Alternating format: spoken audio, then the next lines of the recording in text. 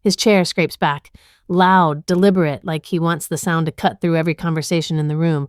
Glass to fork, ting, ting, ting. My stomach drops, then goes cold.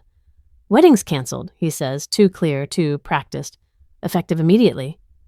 I see them before I can stop myself. His friends, spaced out like props.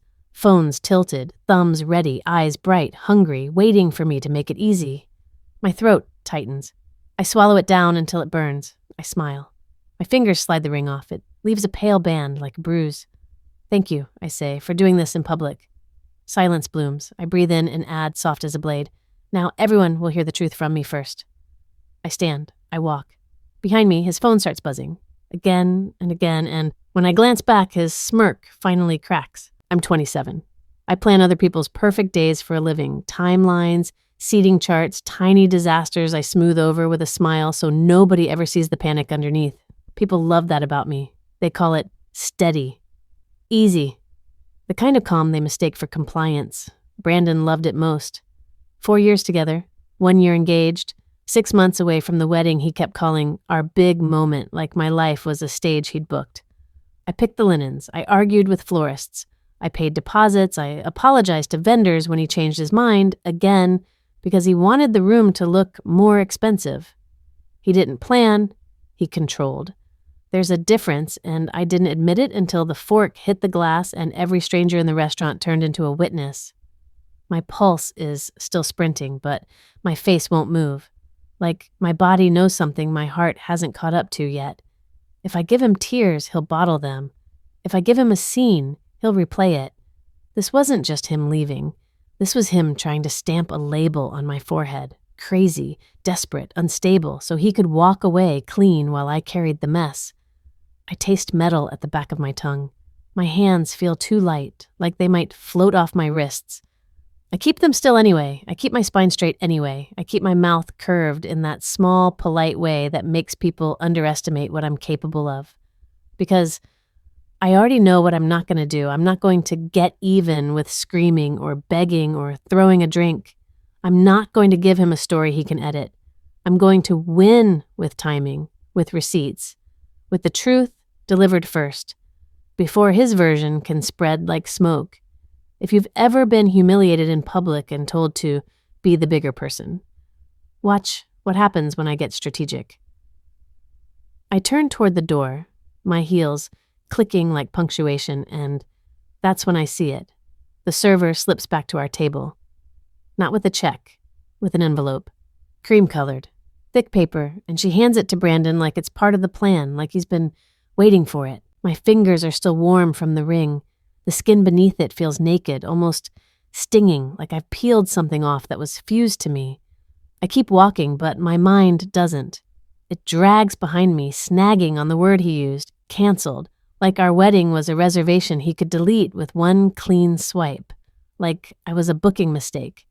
The restaurant air is thick with garlic and wine and other people's laughter that never fully comes back after his announcement. It's like everyone is holding their breath just in case I turn around and explode. I don't. I feel the explosion anyway, just deeper, under my ribs, a pressure that makes my lungs work a little harder. I push through the doorway and the cold hits my face like a slap. My eyes water instantly, and for half a second I hate that my body is doing that. Tears without emotion, moisture without permission. I blink hard, fast, like I can outsmart it. My car is across the lot, and every step toward it feels too long. My heels click on the pavement, steady and sharp, and I cling to that rhythm because it's the only thing that belongs to me right now. By the time my hand closes around the door handle, my palm is damp. I slide inside, shut the door, and the quiet is immediate, muffled, safe, private. My breath comes out ragged like I've been running. I don't remember starting. For a second, I just sit there with my forehead hovering near the steering wheel, not touching it, not letting myself collapse into it. My chest is tight, then looser, then tight again, like my body can't decide if it's allowed to fall apart. And because I can't move forward yet, my mind does what it always does when I'm cornered. It rewinds. I met Brandon under chandeliers. Of course I did. A hotel ballroom, one of those corporate networking events where the air smells like perfume and lemon polish and stress. I was there with a clipboard and a headset, hair pinned up, posture straight, the kind of professional smile that aches after 3 hours. He wasn't supposed to matter to me. He was just another guest in a suit. But he saw me. Not the way most people see event staff, like furniture that talks. He looked me in the face, held eye contact, asked my name like it was important enough to remember. "Megan," he repeated, slow and smooth like he was tasting it. "You're running this whole thing by yourself?" I laughed. Small, reflexive, polite. "It's a team." "No," he said, and he smiled like he knew better than me. "It's you. You're the reason this looks effortless." Effortless. I didn't know then that the word would become a leash. That night, he found me again after the keynote when the crowd was buzzing and the speakers were too loud and the hotel staff was rushing trays of champagne through narrow gaps. He leaned in, close enough that I could smell something clean on him, soap and expensive cologne. And he said, "If you ever get tired of making other people's lives look perfect, I'd love to buy you coffee." He said it like a line, but he delivered it like truth. And I was so tired, so proud of being capable, so hungry to be seen as more than the girl behind the scenes. So I said yes. Our first date was on the waterfront, a coffee shop with fogged-up windows and tiny tables. He arrived early. He made a point of telling me he arrived early, and he stood when I walked in like we were in a movie. He listened like he was taking notes. That part was real, the attention. It felt like standing under warm light. He asked about my childhood, my goals, my plans. He laughed at the right moments. He touched my hand once, brief, perfectly timed, like punctuation at the end of a sentence. "You're different," he told me. "Most women are loud, messy, you're calm." Calm. He said it like it was a compliment. I didn't notice how often he brought it up, how quickly it became a rule. At first he was a dream in public. He opened doors, he greeted waiters by name. He remembered birthdays. He posted photos of us with captions that made people comment heart emojis and goals. When my friends met him, they said things like, "He's such a gentleman," and "You deserve this." And I believed them because I wanted to. The red flags were small, thin as paper, easy to fold away, like the first time he corrected me in front of people. We were at a dinner party with his coworkers. Someone mentioned a city overseas, and I pronounced it wrong. Barely wrong, a soft vowel off, and Brandon chuckled and said, "Oh, babe, no, that's not how you say it." He said it lightly, like teasing, like love. But the table laughed and my face burned and something inside me shrank a fraction. Later, in the car, I said, "You didn't have to do that." He kept his eyes on the road. "Do what?" "Correct me like that." He sighed like I'd asked him to carry something heavy. "Megan, you're overthinking it. I was helping you. God, you're sensitive sometimes." Sensitive. Another label, another pin. I swallowed my discomfort because that's what I do. I smooth things. I make them nice. I tell myself it doesn't matter. Then there were the little jokes. "How did you even survive before me?" "You'd lose your head if it wasn't attached." "It's cute that you think that's a big deal." Each time, he smiled.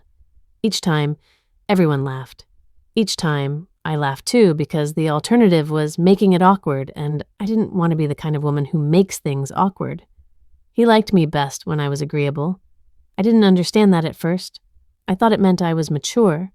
I thought it meant we didn't fight because we were healthy, but the truth is, we didn't fight because I started editing myself before he had to. My friends started disappearing slowly, like lights going out one by one. Not because I didn't love them, because it was easier not to deal with his reaction. If Natalie invited me for brunch, Brandon would sigh and say, "Again? Don't you see her all the time?" If I wanted a girls' night, he'd say, "You work so much. Wouldn't you rather rest with me?" If I went anyway, he would be quiet afterward. Not angry, not yelling, just cold. A silence that made me feel like I'd done something wrong without him ever having to say it. So I stopped going. I stopped choosing, I stopped making him uncomfortable, and I told myself that was love. Natalie noticed. She's been my best friend since college, since before I learned how to fold myself small for anyone. She has this way of looking at me that feels like sunlight on a bruise. Warm, but it tells the truth. The first time she saw Brandon do it, correct me, interrupt me, steer a conversation away from my thoughts and toward his, her eyes narrowed. Not dramatically, just enough for me to feel it. Later, when he walked away to take a call, she leaned in and whispered, "Are you okay?" I smiled. Of course I smiled. Yeah, he's just intense. Natalie's mouth tightened. Intense isn't the word I'd use. I laughed like she was joking, like it was nothing. She didn't push. She never pushed. That was the thing about Natalie. She knew when I wasn't ready to hear it. She stayed close without yanking me. She waited, and because she didn't force it, I stayed her friend. Brandon didn't get to cut her out completely, but he tried. He always tried. The engagement came fast. A year and a half in, 18 months like he'd hit a milestone and wanted to collect a reward. It wasn't private. Of course it wasn't.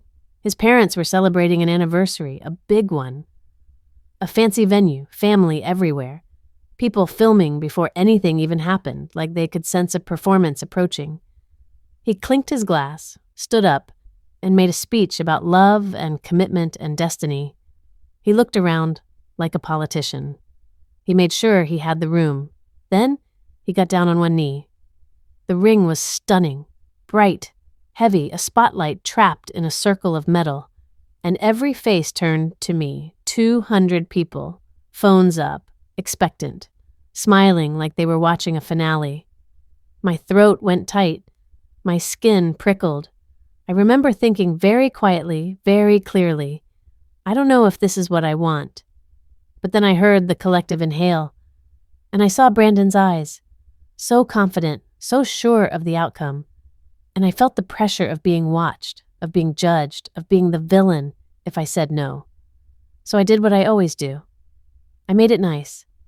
Yes, I said, and everyone cheered like they'd won. That night, when we were alone, he kissed me and said, "I knew you wouldn't embarrass me." I laughed because it sounded like a joke. It wasn't. Wedding planning became a slow suffocation dressed up in pastel and lace. At first, I tried to dream. I wanted something small, warm, intimate. People I loved, candles, a quiet kind of joy. Brandon wanted a spectacle. A big wedding makes a statement, he said, flipping through venue brochures like he was shopping for a car. My colleagues expect something impressive. I said, "It's our wedding." He said, "Exactly, our future." He meant his. Every decision became a negotiation where my wants were emotional and his were logical.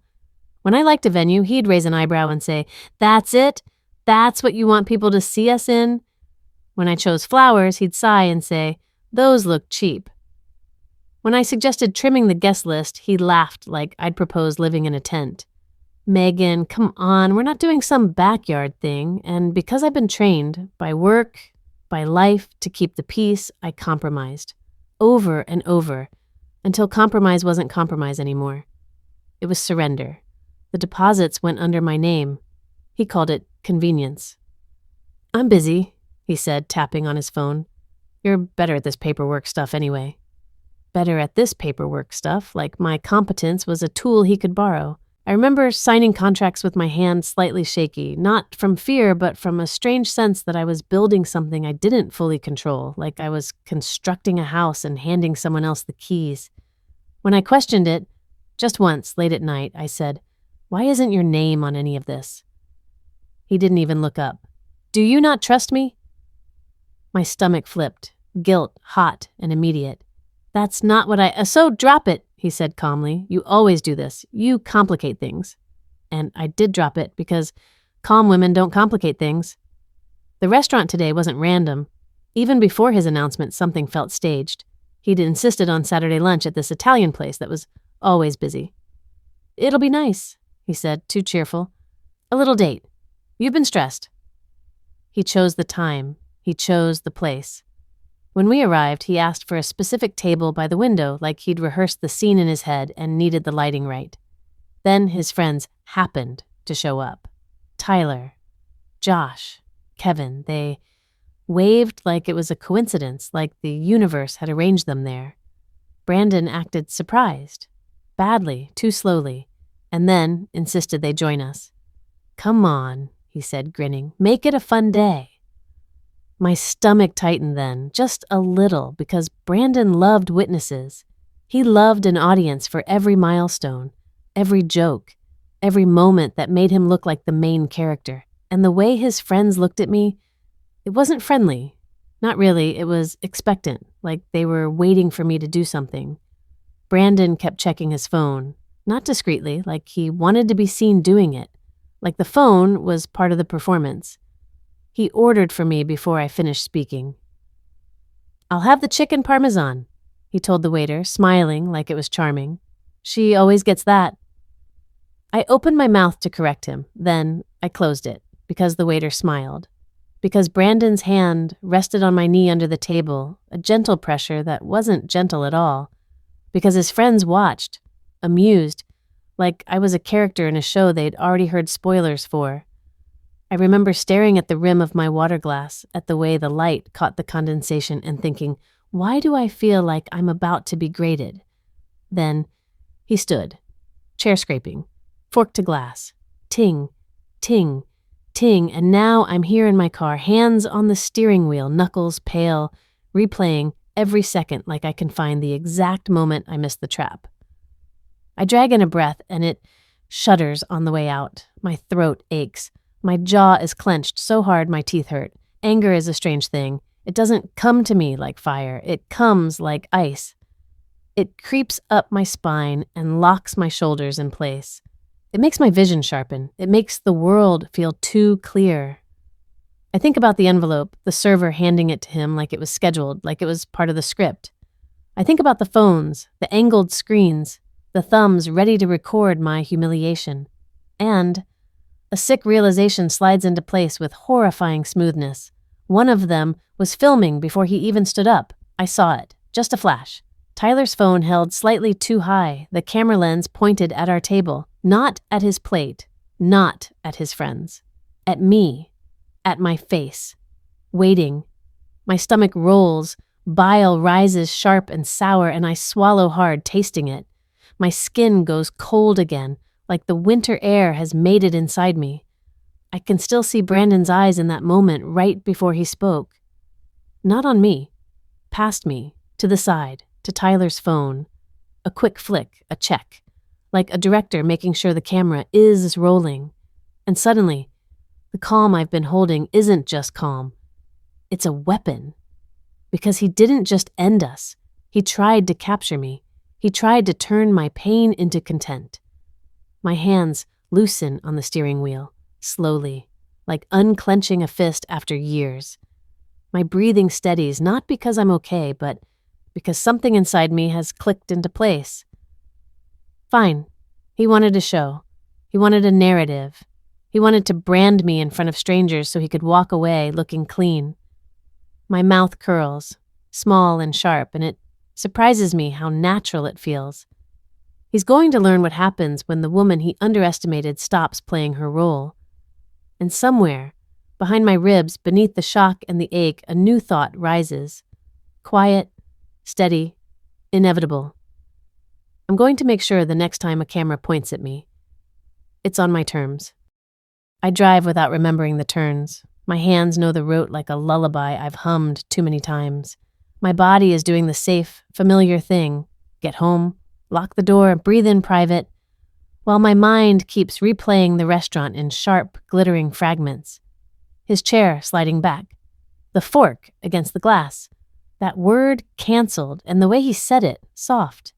Measured, like a man reading a weather report. He didn't sound angry. That's the part that claws at me. Anger would have been honest. But he used that calm voice that makes strangers nod along before they even know what they're agreeing with. The reasonable voice. The voice that says, I tried and she's just too much. I can still hear it layered over the clink of cutlery and the sudden hush. Megan and I have had a lot of conversations, he said, looking out at the room like he owned it. And I don't think we're right for each other anymore. He paused there. Let it land. His friends smiled like they knew the punchline. Sometimes, you have to be brave enough to tell the truth, he added. And the way he said truth made my molars ache, as if he was doing me a favor, as if I should thank him for the public execution. I pull into my apartment complex and my stomach drops again, stupidly because for half a second I expect him to be here, waiting, leaning against my car like nothing happened, ready to control what I do next. The parking lot is empty except for a few scattered cars and a broken shopping cart rusting near the dumpster. Good. I park. I sit there with the engine off, keys still in the ignition, listening to the ticking of cooling metal. It sounds like a countdown. My phone vibrates. Once, then again, then it won't stop. I flip it over in my lap and the screen is lit up like a wound. Natalie, are you home? Call me. Now. My mom. Honey, are you okay? Unknown number. Is it true? What happened? Tyler. You good? And then, like someone opened a gate, a flood. Aunts, cousins, people I haven't spoken to in months. Coworkers with polite concern, a bridal group chat, a vendor confirming the change in plans. My throat goes tight. My fingers hover. My brain tries to keep up. He didn't just end things. He released something. I open one message and it's like stepping into a room where everyone is already mid-conversation about me. Brandon said you two have been fighting a lot. He said he didn't want to embarrass you, but he said you took it really hard. He said you're in shock. Shock? A small, bitter laugh leaks out of me before I can stop it. It sounds wrong in my car. Too loud, too lonely. My stomach churns again, and this time bile actually rises, hot and sour, and I press my tongue to the roof of my mouth until it settles. So this is the plan. Not just to humiliate me in the restaurant, to make sure the story spreads before I can even put my keys on the counter. My phone buzzes with a call. Brandon. My thumb freezes above the screen. My pulse kicks hard against my ribs. I don't answer. It buzzes again. I don't answer a third time. I let it ring until it stops, and the silence afterward feels like a door locking. A text appears immediately. Brandon, we need to talk like adults. Don't do this silent treatment thing. My jaw clenches so tight, my temples throb. Adults, as if adults announce life-altering decisions to an audience with phones out, as if adults choreograph humiliation and then scold you for refusing to participate. My hands are shaking now, small tremors that make my phone wobble. I hate it. I hate that my body is reacting even if my face didn't. I force myself out of the car. The night air is cold enough to sting my cheeks. My breath comes out in pale clouds. I walk fast to my door, keys biting into my palm, and I can feel eyes on me even though there aren't any. That's what public humiliation does. It follows you home. Inside, the apartment smells like the vanilla candle I left burning on the counter this morning. Normal, soft, like my life didn't just split in half. I lock the door, then I lock it again like it needs 2 clicks to be real. My phone vibrates again. New messages stack up. I throw it on the couch like it's hot. For a moment I stand there, arms at my sides, staring at nothing, trying to remember how to exist in my own skin. My chest feels tight, too tight, like my ribs are laced together. I press my fingers to my sternum and inhale slowly. In, out, in. My phone buzzes again. I grab it this time because I need to see the shape of the fire, not just smell the smoke. Another message from someone I barely know. One of Brandon's coworkers' wives. A woman who smiled at me in a hotel ballroom while I pretended not to feel out of place. Her text is polite. It's also a knife. Hey, Megan, just checking on you. Brandon said you've been really overwhelmed lately. I hope you're getting support. Overwhelmed. That's the word he uses when I disagree with him. He doesn't say angry. He doesn't say hurt. He doesn't say betrayed. He says overwhelmed, like I'm a fragile thing, like my emotions are malfunctioning, like he's being patient with a woman who can't regulate herself. My vision blurs. Not with tears, not yet. More like my eyes are trying to protect my brain from what it's seeing. I blink hard. Another text. Kevin. No hard feelings. He did what he had to do. I stare at it until the letters stop looking like language and start looking like shapes. No hard feelings. As if I'm a coworker who got reassigned. As if the last 4 years were a project that got canceled because of budget cuts. My hands go numb. I can't feel my fingertips. I shake them out like I can fling sensation back into them. Then it hits me. A cold, sharp thought that makes my stomach drop all over again. They're all saying similar things, the same tone, the same phrasing, like they've been given a script. My skin prickles. I snatch my laptop from my bag, almost knocking over a stack of mail on the counter. My hands move too fast, clumsy, like I'm trying to outrun a fear I can't name. The laptop boots up. The light from the screen paints my living room blue and unforgiving. We have shared folders, shared documents, wedding spreadsheets, guest lists, vendor contacts, seating charts. So much of my life arranged into neat little files. I open the shared drive. The folders sit there like innocent boxes. Venue, caterer, photographer, guest list, budget. And then something I don't recognize. A folder named Priority. My heart does a strange, uneven stumble. My mouth goes dry. I click it. Inside is a spreadsheet, a list of names, about 40, not the full guest list, not family, not the people who actually matter to me. It's targeted, his boss's assistant, a couple of senior executives, his mother's church friend who gossips, his cousin who knows everybody, a handful of mutual friends, people with influence, people who can tilt a room with a raised eyebrow. My stomach twists because I know what this is before I even finish reading. This isn't wedding planning. This is damage control. This is a pre-written map of who needs to hear his version first. I click another tab. My throat tightens. There's a section titled Message. Under it, bullet points, short, clean, easy to copy and paste. Decided to end it respectfully. Loved her, but the relationship became emotionally unstable. Didn't want a scene. Hope she gets help. Help. My vision goes tunnel narrow. My ears ring. Blood roars in my head like ocean surf. I scroll further down and my own name appears. Not as fiancé, not as Megan. As a topic, like an issue. Next to my name are words that make my skin go cold. Unstable. Attention-seeking. Highly emotional.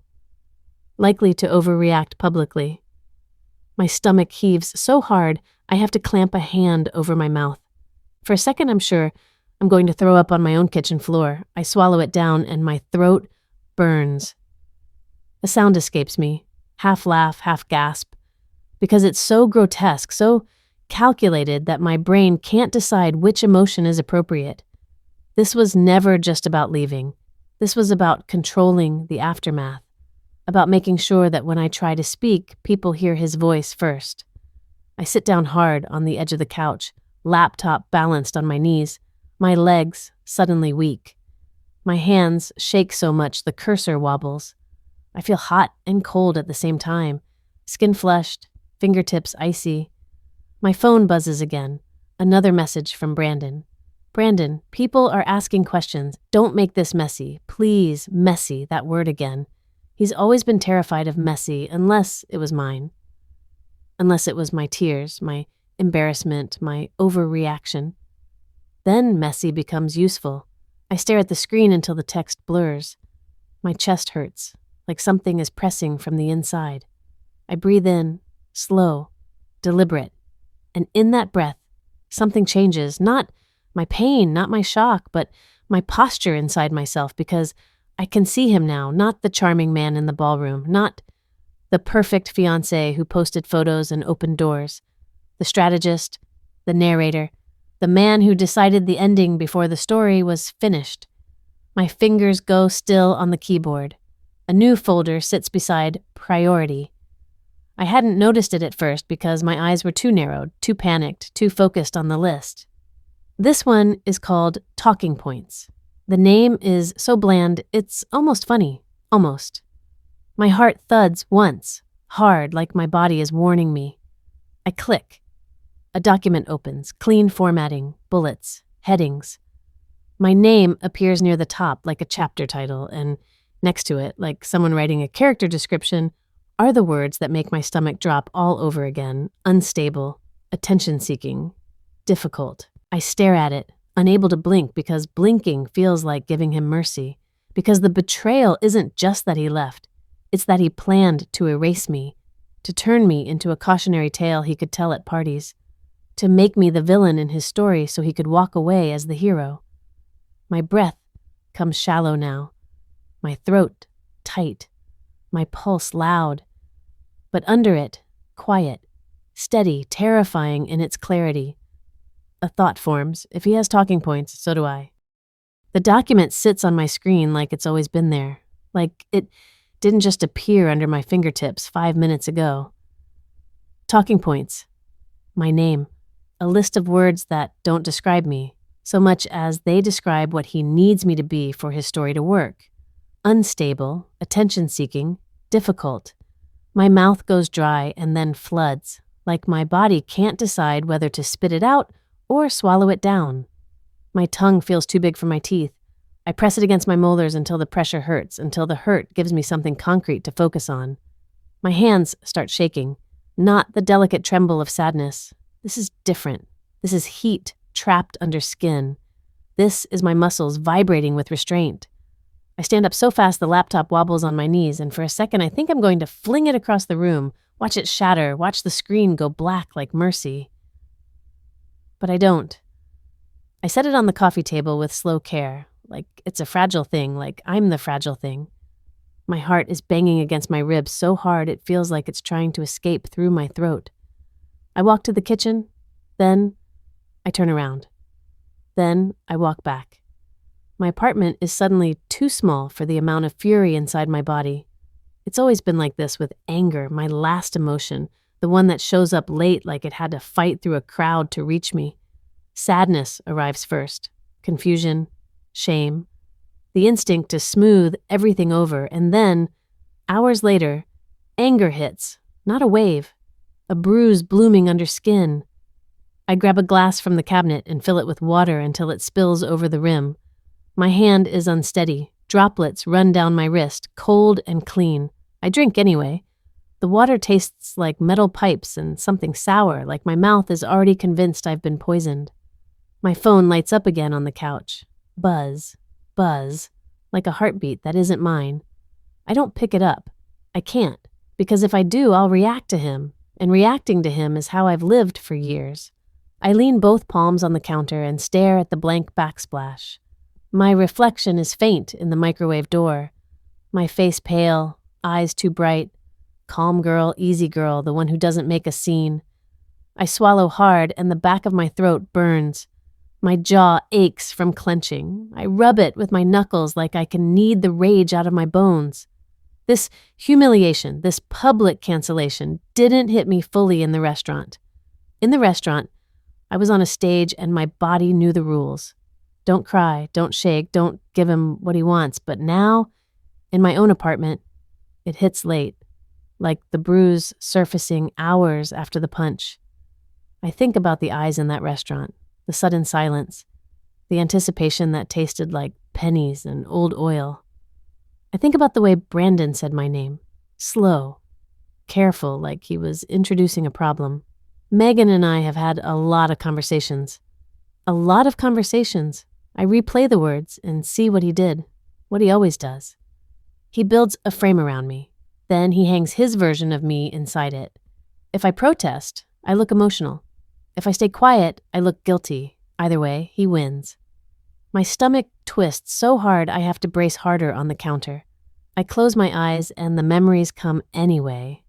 Little scenes I didn't label as cruelty at the time because cruelty was supposed to be loud. Brandon's cruelty was polished. It wore nice shoes. It smiled. It said, "Babe, I'm just being honest." It said, "You're taking it the wrong way." It said, "Why are you making this into a thing?" And each time I believed him enough to shut my own mouth. I've been edited for years, cut down, trimmed, my inconvenient parts removed, my sharp edges sanded into something he could hold without getting hurt. And I let it happen because I thought calm was virtue, because I thought not fighting meant we were strong because every time I tried to push back, he'd lift his eyebrows. Just slightly, and the room would follow him, not me, even alone. Even when no one else was there, I'd feel the imaginary audience Brandon always carried around with him, the people he could summon later with a well-told story, the way he'd recount my words back to me with a different tone, a different meaning, until I wasn't sure what I'd even said. My hands start shaking again. Worse. I curl my fingers into fists. My nails dig into my palms. Good. Let it hurt.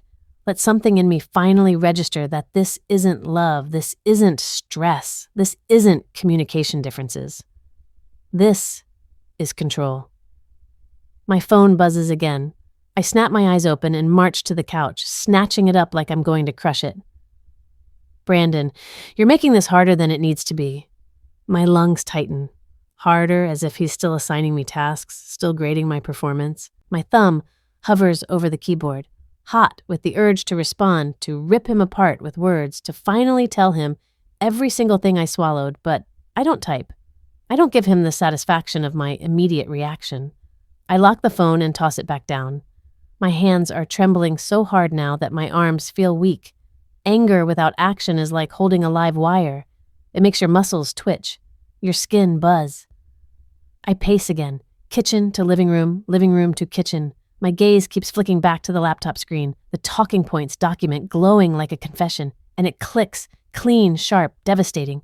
He didn't just plan the breakup, he planned the aftermath. He planned my silence. He planned my tears. He planned my anger. He planned my reputation like it was another line item on a spreadsheet.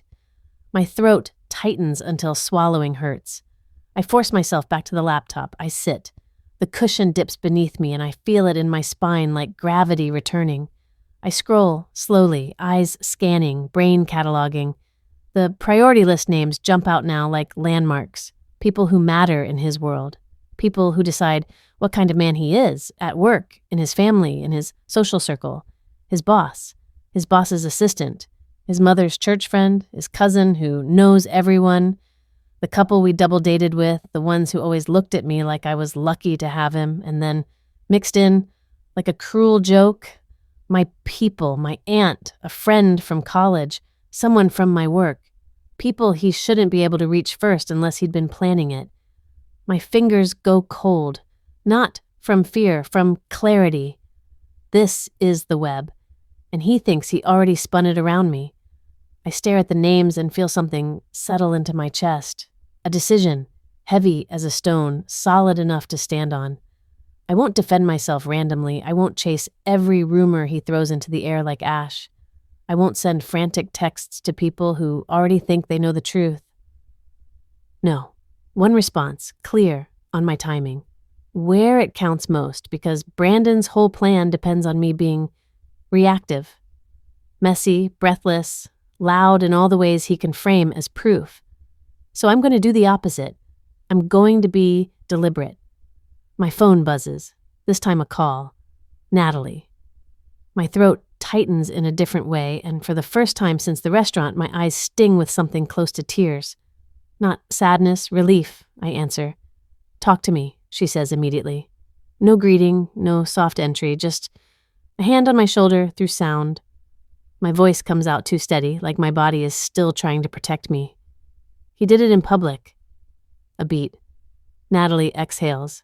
I know. That snaps my eyes open wider. How? Because I just got 3 messages, she says, voice sharp, from people I barely know telling me to check on you because you're overwhelmed. My stomach turns. The word again. Overwhelmed. His favorite. Natalie continues, quieter now, controlled fury underneath. He's running a script, Meg. My grip tightens on the phone. I found it. Silence. Then, what do you mean you found it? I swallow hard, throat burning. A list. Names, talking points, words next to my name, like I'm a problem he's managing. Natalie's breath catches. Read them to me. I don't want to. The words feel dirty in my mouth, like repeating them gives them power, but I do it anyway because Natalie's anger steadies mine, directs it. Unstable, I say, voice flat. Attention-seeking, highly emotional, likely to overreact publicly. Natalie makes a sound, small, furious. I swear to God. My hands shake again, but this time it's not directionless, it's pointed. Natalie's voice softens just enough. Okay, listen, breathe. He wants you to spiral. Don't. We're gonna map this. We? My voice breaks on the word, and I hate that it does. I clear my throat, hard. What do you mean, map this? I mean, she says, and I can picture her already pacing, already writing names down, already turning my pain into a plan. Who believes him automatically? Who's neutral? Who already doubts him? Who needs proof? And who just needs one honest conversation with you? My chest rises and falls in a slow, controlled rhythm. The idea lands inside me like a ladder lowered into a pit. Because Natalie is right. Not everyone will swallow his story. Some people are just hearing it first. And hearing something first is powerful. But it isn't permanent. I look at the priority list again, and my eyes start seeing patterns instead of panic. His boss, image sensitive. His mother's church friend, gossip conduit. His cousin, social amplifier, the double date couple, status obsessed. My aunt, protective, but easily swayed if she thinks I'm being dramatic. The college friend, knows me, might question it. Natalie speaks again. Text me the names, all of them. My fingers hover over the keyboard. My palms are sweaty. My heart still hurts. But the hurt is changing shape. It's sharpening into something useful. Okay, I whisper. I start copying names into a message to Natalie, each one like a bead on a string, each one a node in his little network. And as I type, a new notification pops up on my screen. Not an email, not a calendar alert, a message, unknown number. My skin goes instantly cold like someone just opened a window inside my chest. The text is short, too direct. He's been doing this to you on purpose. Check his drafts. The unknown message sits there like a live ember. He's been doing this to you on purpose. Check his drafts. My scalp prickles. The hairs along my arms lift. For a moment, I can't move, like if I stay perfectly still, the truth won't notice me, like it won't crawl any deeper under my skin. Then my anger does something strange. It stops shaking. It steadies because this is confirmation, not from my gut, not from Natalie, from someone outside the frame he built around me. Someone saw it too. I keep my breathing slow as I click through folders, through files that suddenly look like crime scenes. I'm careful. Not because I'm calm, because I can feel how easy it would be to smash everything, to react, to give him exactly what he wrote into his talking points. My fingers hover over drafts. A folder inside his email, a folder inside his cloud drive, a folder inside my life. I open it, and the first thing I see is a document dated weeks ago. Weeks. My stomach drops so hard I feel it in my knees. It's titled, Breakup Statement. Final. Not notes, not thoughts. Statement, final. I click it. My mouth goes dry instantly, like my body is trying to shut off saliva so I can't choke on what I'm reading. It's his voice. Polished. Noble. Heartbroken hero. It starts with, "This is hard for me to share." Then, "I've tried everything." Then, "I want privacy during this difficult time." Privacy. The word hits like a joke with teeth. He wanted privacy for himself and a stage for my humiliation. I scroll and I see the lines again, rephrased, softened, made to sound gentle. Megan has been struggling emotionally. I hope she gets the help she needs. I didn't want to embarrass her. My throat tightens until breathing feels like swallowing glass. He wrote this before the restaurant, before he looked at Tyler's phone like a director, before he tapped the glass. This wasn't a breakup, this was a campaign. My hands go cold, but my spine goes hot. I can't be the woman he wrote about, not because I need to prove anything to strangers, because I refuse to live inside his script.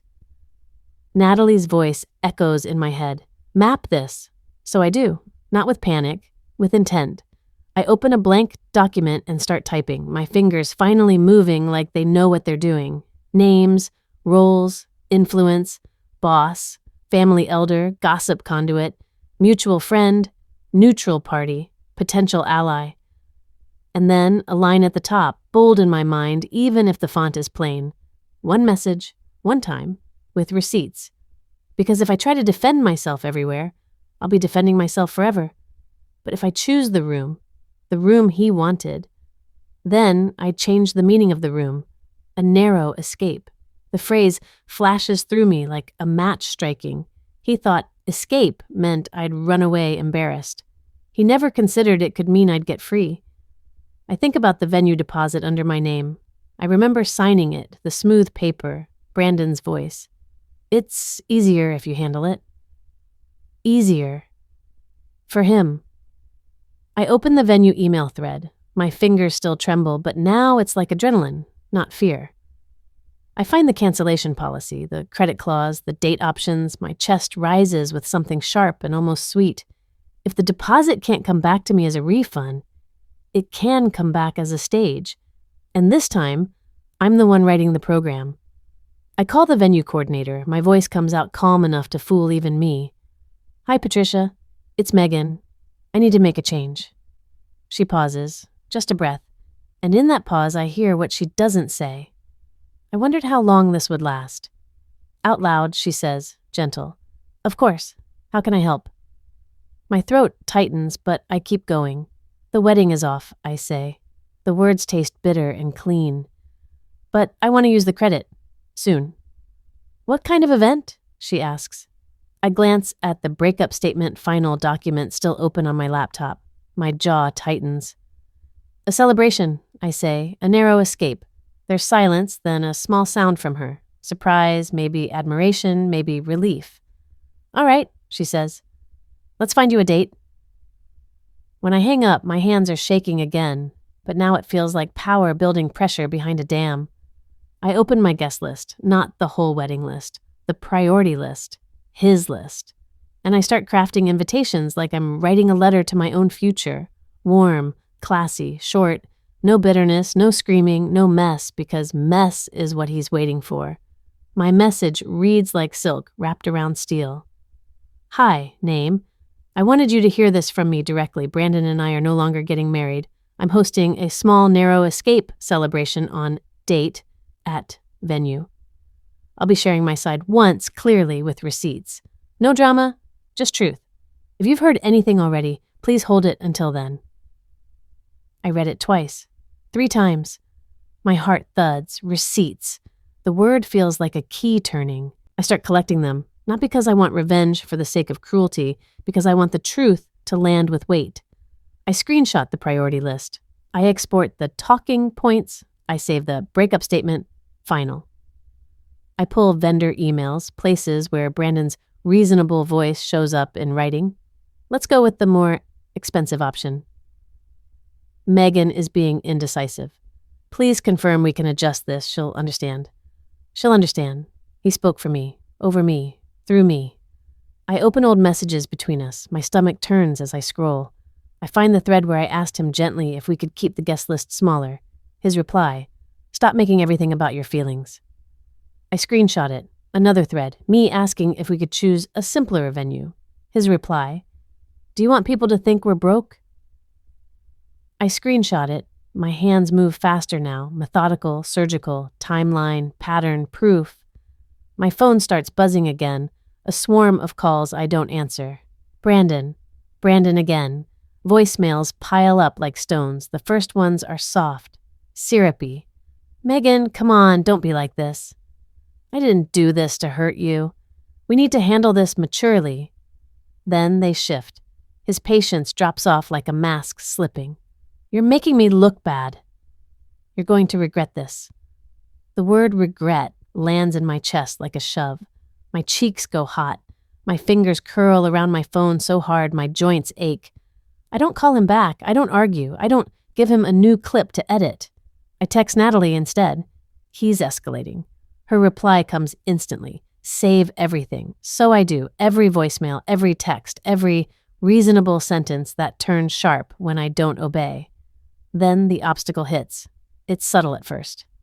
An email from the venue. Subject line, request to cancel event. My throat drops into my stomach. My hands go numb so fast I can barely click. The email is polite. It says someone contacted them claiming the booking was unauthorized and the event should be canceled immediately. My vision narrows. I can hear my own heartbeat in my ears. He's trying to take the stage away. He's trying to leave me with nothing but silence. I inhale. Slow. I press my fingertips to the edge of my desk until they hurt. Then I write back with the calmest, coldest professionalism I've ever produced. Hi, Patricia. Thank you for flagging. The booking is authorized and under my name with deposits and contracts attached. Please disregard any cancellation requests not made directly by me in writing from this email address. I appreciate your discretion. Attach contract. Attach deposit receipts. Attach ID. Receipts aren't just for speeches. They're for doors that try to close in your face. Patricia replies within 10 minutes. Confirmed, your booking stands. We will not process changes without your written approval. My lungs expand like I've been underwater. He can't cancel me. Not this time. But he tries again, in another way. A message from his cousin's wife pops up. Brandon says you're harassing him and planning to humiliate him. Harassing. The word makes my stomach clench. It's the kind of word that sticks, even if it's untrue. He's planting it early like a seed. I stare at the message until my eyes sting. Then I reply with one line, steady as stone. I haven't contacted Brandon. I'm hosting a small event for closure. If you have concerns, you're welcome to attend and hear the facts. No argument, no explanation, an invitation, a trap made of politeness. The next few days blur into planning and gathering. The narrow escape celebration starts taking shape in my mind like a room I can finally breathe in. Music, not romantic, something bright. Flowers, not bridal, something wild, greens and white, clean and fresh. A simple sign near the entrance. New beginnings. I don't tell everyone, only the names on his list, only the people he thought he'd own first. And I feel it shift. Messages start changing. A friend texts. Wait, he said you screamed in the restaurant, did you? I stare at it and my mouth curves. Because the lie is already wobbling. I reply, no, you'll hear the full story on Saturday. Another, he said you're not taking it well. I reply, I'm taking it clearly. Then, 2 nights before the event, something leaks. A screenshot lands in Natalie's inbox, then in mine. It's a draft from Brandon's phone, a message meant for a group chat. It's titled, What to Say If Asked. My stomach flips, but it's not nausea this time. It's vindication, sharp, poisonous, satisfying. Because it's not an apology draft. It's not remorse. It's a script. How devastated I am. How worried I am for Megan. How I tried to do this gently. How I hope she doesn't do anything impulsive. Impulsive. I stare at the word until it turns into a blur. He's still writing me, still trying to assign me a role. The night before the event, my phone pings again. A new message from an unknown number. Just one line. He's telling people you'll break at the party. He thinks he'll win twice. My hands go still. My breathing goes quiet. I look around my apartment. The tidy counters, the printed receipts, the folders labeled with dates, the invite list, the screenshots, the calm plan laid out like a chessboard. Break? I feel something settle behind my eyes, cold and steady. Let him think that. Let him arrive expecting tears. Because tomorrow, in the room he wanted for my humiliation, I'm going to hand him the truth and watch him choke on his own script. The venue smells different when it isn't pretending to be romantic. No vanilla candles. No sugar-sweet florals meant to soften people into tears. Tonight, it smells like citrus cleaner and fresh greenery and expensive air conditioning, cold enough to keep everyone awake. The lights are lower than they would have been at the wedding, not dim like a confession, controlled. Warm pools across the room, catching the edges of glassware. The shine of polished wood, the quiet shimmer of the new beginning sign by the entry. I stand near the side of the room where I can see the door. Not because I'm afraid, because I'm done being surprised. The music is something soft and steady, no lyrics to hijack my throat, just a rhythm that keeps the room from drifting into awkward silence, the kind of sound you can breathe inside. A slideshow plays on the wall, slow and simple, not bridal, not a montage of him and me, not proof of love, just photos of places I've been without him. My hands holding a coffee cup on a rainy morning. Natalie and me laughing so hard our faces blur. A sunrise from a hotel room window after a work event. Me, alone, capable, untouched by his version of me. New beginnings. I can feel the eyes in the room, curious but careful. People came dressed nice. They came expecting something. Drama, maybe, a breakdown, a spectacle. They don't get it. They get elegance, they get control, they get me in a dark dress that fits like armor and lipstick that doesn't apologize for existing. My heartbeat is steady, but my skin keeps flashing hot and cold. My body remembers the restaurant, remembers being watched. The bruise is still there. It just isn't running the show. Guests filter in one by one. His boss, tall, brisk, eyes scanning the room like he's trying to find the right story to believe. His mother's church friend, smiling too widely, hunger tucked behind her teeth. My aunt, hands clasped, face tight with concern and judgment wrestling each other. The double-date couple, polished, curious, already building opinions, and then the people I didn't expect to actually show. A coworker from my office who hugs me carefully like I'm glass. A friend from college who leans in and whispers, "I'm glad you asked me to come." I nod because if I open my mouth for too long, my voice might tremble. I don't want trembling tonight, not unless it's mine on purpose. Natalie stays close, orbiting me like gravity. Every time my gaze flicks to the door, she shifts just slightly, like she's ready to body check the past out of my future. "You're doing it," she murmurs under her breath. My fingers tighten around the stem of my glass. The champagne tastes bright and sharp, like biting down on a clean truth. "I'm standing," I whisper back. I keep my eyes on the door because there's a part of me, small, dark, honest, that still expects him to appear and pull the room back into his control the way he always did. Like the air belongs to him. Like my life belongs to him. The door opens again. A gust of cold slides in with the next person and my skin prickles.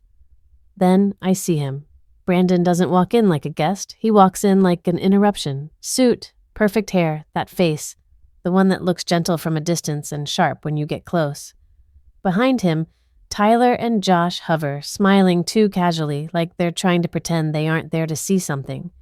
My stomach drops, but my feet stay planted. He pauses in the doorway like he's waiting for the room to react, waiting for me to react. My body tries to do what it used to do, tighten, shrink, brace, but I breathe. In, out, and the air doesn't belong to him anymore.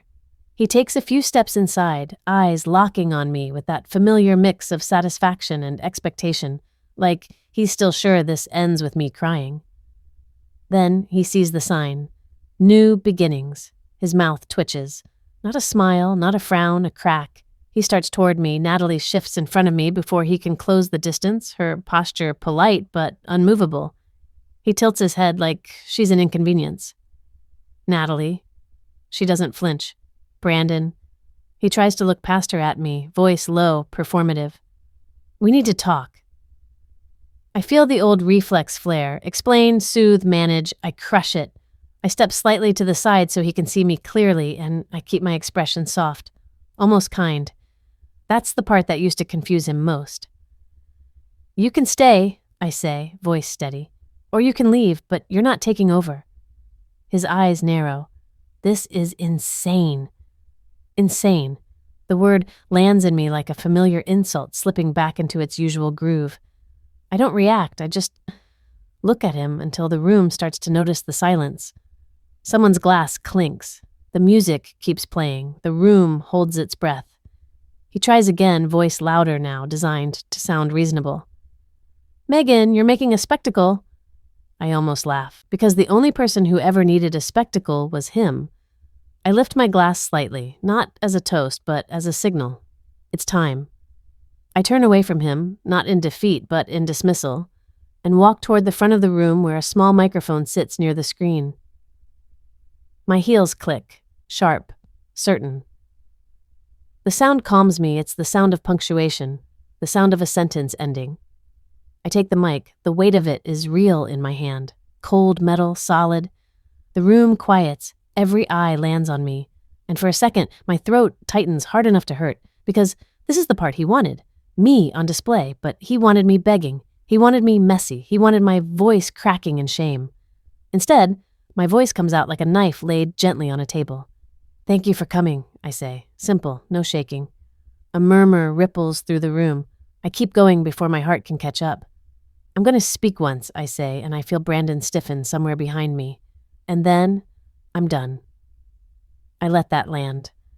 "Last week, Brandon canceled our wedding in a crowded restaurant," I say, and a few people shift, uncomfortable. It wasn't private. It wasn't kind. It wasn't spontaneous. Brandon takes a step forward. I hear it. I feel it like pressure. I don't turn. "I'm not here to drag anyone," I continue. "I'm here to correct the story that's already been told about me." My fingers don't shake when I click the remote. The screen changes. Not a dramatic photo, a document. The title at the top is plain and devastating. Talking points. I hear a sharp inhale from somewhere in the crowd. I keep my voice calm. This is a document Brandon prepared to manage what people think of me after he ended the engagement. Brandon's voice slices through the quiet. "That's private. Private." He's still trying to claim privacy like it's his shield. I turn then, slowly, and look at him. My cheeks feel hot, but my eyes stay dry. "You made my humiliation public," I say. "So I'm making the truth public." The room goes still. I click again. A list appears. Names, roles, a header. Priority. I don't read them all out loud. I don't need to. People can see their own names. That's the beauty of reality. It doesn't need embellishment. A few guests shift sharply, faces tightening when they recognize themselves. Someone murmurs, "What is that?" I keep my voice level. A list of people he planned to influence first, to make sure his version landed before mine. I click again. A screenshot. Tyler's phone held high at the restaurant, angled toward my face. Not crystal clear, not cinematic, but clear enough to understand intent. A ripple moves through the room like wind through dry leaves. Brandon's boss's eyes sharpen. Not angry, appraising. The church friend's mouth opens slightly, then closes like a trap. Tyler shifts his weight. Josh looks down at his shoes. Brandon's face tightens. He tries to smile, tries to turn it into charm. This is exactly what I was talking about. I stare at him, and for the first time, I see fear. Not fear of me, fear of losing the room, because he can't charm a screenshot. He can't out-talk a document. He can't reasonable voice his way out of his own words. His boss steps forward, voice controlled but edged. "Brandon, did you write this?" Brandon laughs, too loud. "You're seriously going to take this?" His boss cuts him off. "Answer the question." And in that moment, something inside the room tilts. Power shifts. Not dramatically, not with shouting. With a single, simple demand for truth. Brandon's eyes flick once, twice, looking for an ally, a laugh. Someone to rescue him. His friends don't move. The couple from our double dates looks at him like he's a stranger. My aunt's face changes slowly, like she's seeing me clearly for the first time in years. Natalie's hand touches the small of my back, a silent anchor. Brandon's mouth opens, closes. He tries again, softer. This isn't what it looks like. I almost feel sorry for him. Almost. Because I know what it's like to realize your words don't work anymore. But I don't save him. I don't soothe him. I don't make it nice. I speak once more into the mic, calm as a closing statement. "I'm not asking anyone to pick sides," I say. "I'm asking you not to repeat a story about me that was written by someone who needed me to look unstable to protect his image." I set the mic down. The metal clicks softly against the stand. Final. I look at the room, at all the faces that once felt like a jury. "My next steps are already in motion," I say, voice quieter now, but still steady. "I'm moving. I'm separating our accounts, and I'm starting my own event business, under my name, with my reputation intact."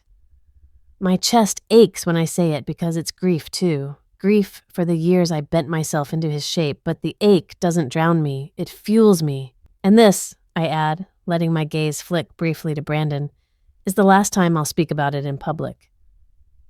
I step back from the front of the room. The silence that follows is heavy, but it isn't shame. It's consequence.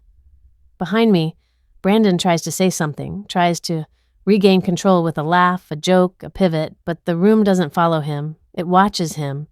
And watching is different than believing. His boss turns away from him first, then another person, then another, like a chain reaction of small rejections. Brandon stands there with his perfect suit and his rehearsed lines and his friends who suddenly look like boys caught doing something ugly. And I feel it, the payoff. Not joy, not cruelty, relief, like air returning to a room that's been locked for years. Natalie leans in, voice barely audible. You did it. I exhale slowly, the breath trembling at the end, and finally, I let myself feel the bruise, but I also feel the space around it, the freedom. I walk back into the crowd, not to explain, not to perform, not to beg for understanding, just to exist, as myself, on my terms. The strangest part is how quiet it gets afterward. Not the room. People talk, laugh, refill glasses, pretend they didn't come hungry for a breakdown. I mean, inside me, like something that's been screaming for years finally realized it doesn't have to. I used to think revenge had to look like fire, loud, messy, something people could point at and call me crazy for. I thought justice meant I had to destroy him the way he tried to destroy me. But the most powerful thing I did was refuse to be rewritten. I didn't win by humiliating him. I won by stopping him from turning me into his story. Calm was never weakness. It just got used against me when it wasn't mine to choose. When my silence was fear dressed up as being mature. When my softness was survival, but silence, chosen silence, can be a blade. He wanted a public scene. He wanted tears he could replay, a reaction he could label, proof he could pass around like candy. Instead, he got a public truth, and the part that still makes my stomach flip weeks later isn't his face when the room turned on him. It's mine. In the mirror that night after everyone left, after the music stopped, after the lights came up too bright and honest, I looked like myself again, not smaller, not edited, not apologizing with my posture, just me. So tell me, what would you say at that table? And have you ever had to defend your name when someone tried to hand you a role you didn't consent to? If you want more stories like this, betrayal that turns into quiet surgical justice, make sure you like and subscribe because I'm not done telling the kind of endings women don't usually get. And Brandon, he didn't disappear the way he swore he would. A few weeks later, my phone lit up with his name like a bruise I'd forgotten I had. One message, 5 words. Please tell them I'm not. I stared at it for a long time, my thumb hovering over the screen. Then, I set the phone down, and I let the silence answer for me.